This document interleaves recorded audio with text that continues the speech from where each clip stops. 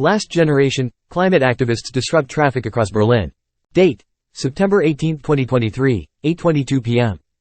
Berlin, Germany. In a renewed wave of protest action, climate activists from the Last Generation group staged disruptive blockades in more than 40 locations throughout Berlin today.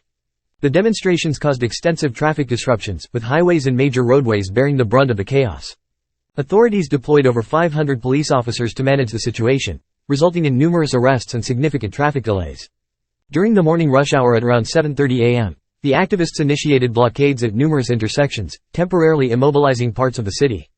Although the police managed to prevent some of the demonstrators from adhering to their positions, in many instances, it took between 1 to 2 hours to safely remove them. In certain cases, particularly stubborn adhesives led to extended removal efforts, resulting in damaged road surfaces that require repair.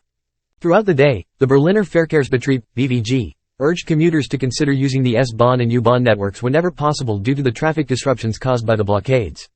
The police reported that personal information from 229 individuals involved in the blockades was recorded, with most of them facing charges related to coercion and resistance against law enforcement.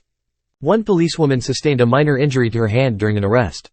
Incidents of unrest arose among frustrated motorists and protesters, with some drivers taking matters into their own hands. In one instance in Prenzlauer Berg, a driver sprayed irritant gas at activists and attempted to forcibly remove them from the road.